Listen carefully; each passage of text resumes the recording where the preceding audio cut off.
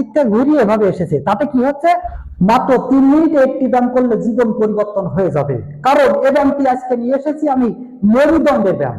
আর এই মেরুদণ্ড আমাদের শরীরের সবচেয়ে গুরুত্বপূর্ণ অঙ্গ।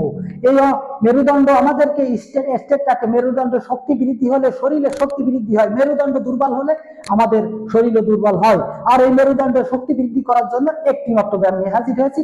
প্রতিদিন 3 মিনিট ধরে এই ব্যায়ামটি করলে জীবন পরিবর্তন হয়ে যাবে। তো আমি কথা না বাড়িয়ে এই ব্যায়ামটা দেখিয়ে দিচ্ছি, শেষকালে আমি ব্যায়ামের নিয়মটা দেখিয়ে দেবো। আগে আমি ব্যায়াম দেখিয়ে দিচ্ছি।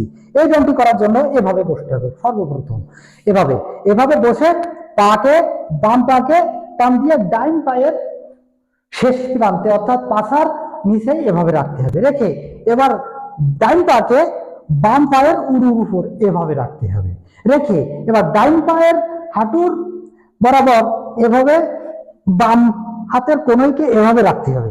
এবার ডাইন পাকে এভাবে রাখতে হবে। রেখে এইভাবে বাম দিকে মাথাকে ঘুরিয়ে এভাবে টেনে রাখতে হবে 30 সেকেন্ড। 1 2 3 এভাবে গুনে গুনে 30 সেকেন্ড পর্যন্ত এভাবে রাখতে হবে। এভাবে বসে আপনারাও দেখবেন যে দেখা যায় যে মেরুদণ্ডটা এভাবে মোড়া খেয়ে বামের দিক থেকে ঘুরিয়ে এভাবে এসেছে, তাতে কি হচ্ছে, আমাদের মেরুদণ্ডের যে রক্তবাহী নালী রয়েছে সেখানে চাপ পড়েছে আর রক্ত চলাচলটা বেড়ে যাচ্ছে।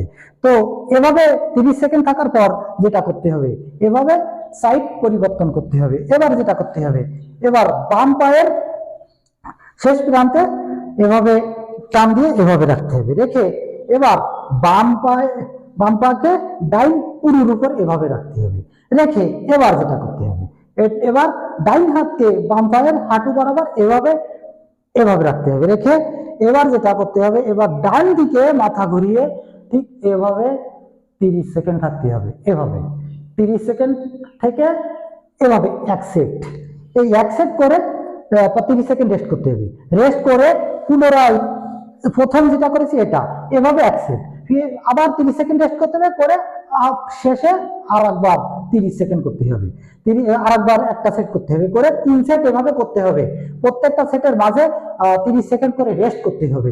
এই ব্যায়ামটি করার কারণে আমাদের যে রক্তবাহী যে নালী রয়েছে এই মেরুদণ্ডে, এই রক্তবাহী নালীর ভিতরে থেকে রক্ত চলাচল বেশি হয়, যার কারণে আমাদের মেরুদণ্ড সতেজ থাকে। তার কারণে মেরুদণ্ড সতেজ থাকলে আমাদের কি হয়, পিঠে ব্যথা, কোমর ব্যথা, তারপরে সামনের দিকে বডি ঝুঁকে যাওয়া, তারপরে অনেক সময় মেরুদণ্ড সতেজ না থাকার কারণে ডিস্ক চাপ খেয়ে খেয়ে বসে যায়, উচ্চতা কমে যায়।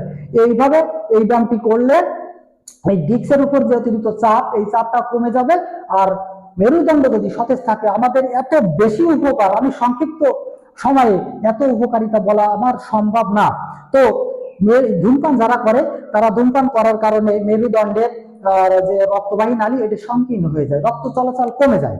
আর এই রক্ত চলাচলটা কমে যাওয়ার কারণে কি হয়, আমাদের মেরুদণ্ড দুর্বল হয়ে যায়। আর মেরুদণ্ড দুর্বল হলেই আমাদের শরীরের অন্য কোনো শক্তি কাজ করে না, চলাফেরা, উঠা বসা সব জায়গায় আমাদের কষ্ট, দুর্বলতা, কষ্ট আর কষ্ট, ক্ষতি।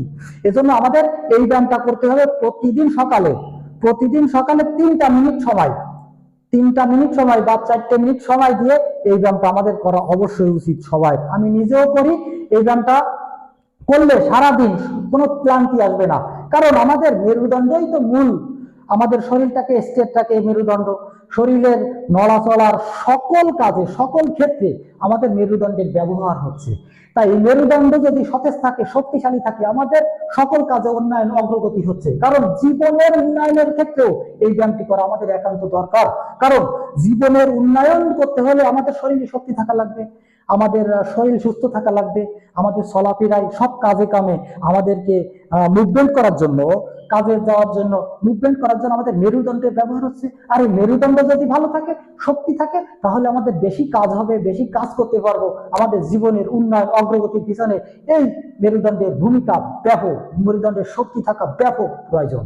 তো আমি ব্যায়ামটিকে আমি দেখিয়ে দিচ্ছি যেভাবে, ঠিক এভাবে প্রতিদিন সকালবেলায় এই এক্সারসাইজটি করবেন, সারা দিন সতেজ জীবনযাপন করবেন। তো আজকে পর্যন্ত, চ্যানেলটি সাবস্ক্রাইব করে সাথে থাকবেন। আসসালামু আলাইকুম ওয়া রাহমাতুল্লাহি ওয়া বারাকাতুহু।